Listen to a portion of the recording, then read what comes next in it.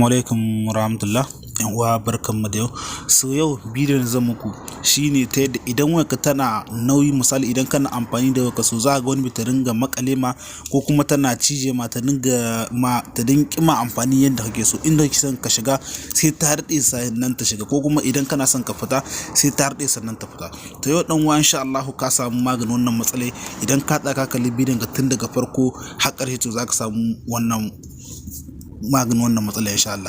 Da farko ina son kafin mu je kai tsaye a bidiyon namu, su kakka manta danna mana alamar subscribe idan kai sabo ne a channel din. So kai tsaye za ka ganta alamar ja haka, sai ka taɓa mana alamar subscribe. Bayan ka taɓa alamar subscribe sai ka taɓa mana alamar ƙararrawa, sai ka zaɓi wannan ta sama. Yanzu haka shikenan, daga zarar mun ɗora sabon bidiyo kai tsaye za a sanar da kai cewa da mu da ku TV sun ɗora bidiyo ka je ka kalla. Sannan kuma dan uwa idan kana da kirki zaka idan na bidiyon ga alamar like kamar haka, sannan kuma zaka iya yin share din shi domin sauran ƴan uwa su gani sa amfana. To yanzu mu je kai tsaye a saman darasin namu. Da farko zaka je ka buro inda parameter din waya kai ke, domin a cikin parameter anan ne zamu yi amfani.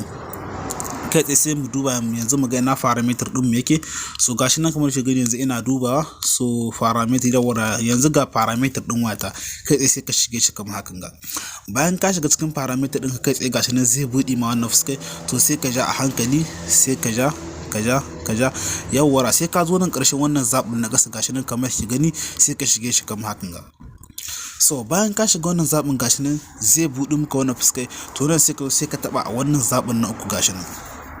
So bayan ka taɓa a wannan zaɓin na uku, so gashi nan kana gani wannan ita ce fuskar da zai buɗe ma. To abin da zaka yi sai ka taɓa a nan wurin da sauri, zaka taɓa da sauri kamar hakan ga. Gashi nan kamar kuke gani, bayan ka taba suna ga uku ne ko hudu, so zai bude ma wannan fuskar. Misali idan wayarka akwai shema ko kuma code pin sai ce ka cire, sai mu zo haka sai mu cire code din wayar shema. So gashi nan kamar kuke gani yanzu haka na cire shema din wata. To bayan ka cire shema din wayar kai me ya kamata kai, sai ka fita ka koma baya, sai ka sake fita. So bayan ka sake fita, so idan ka nuna anan wurin za ka ga wani zabi ya karu.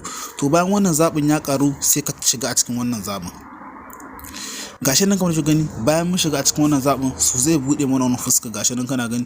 To yanzu a nan wurin ne za mu yi amfani domin mu rage ma wayar tamu nauyi idan muna aiki da ita, ta dan mana aiki da sauri. Idan kuma muna son ta fita man da sauri, to sai ka diba a hankali, so za ka ga yawara ga su nan a nan wannan wurin guda uku su ne masu muhimmanci. Kai tsaye sai ka taɓa wannan zaɓin na farko gashi nan kamar haka. So bayan ka taɓa wannan zaɓin na farko, so wannan inda yake a saman nan wurin sai ka maido shi nan wurin sama. So shi ma sai ka zo a saman wannan zaɓin na biyu sai ka taba kamar haka. Bayan ka taba ya bude ma wannan fuskar, sai ka taba wannan zabin na sama shi ma, sai ka zo a zabi na uku shi ma ka dafa haka. So bayan ya bude ma wannan fuskar sai ka taba wannan zabin. So bayan duka wannan ka bude su tsaya gani yanzu, so zaka kai tsaye idan ina aiki, so gashi nan kana gani za ta yi min da sauri gashi nan kamar ke gani, ba kamar da ba. To waka idan tana da nauyi a nan wurin zaka cike wannan setting. Yan uwa ku bi mu a bidiyo na gaba domin samun bidiyoyi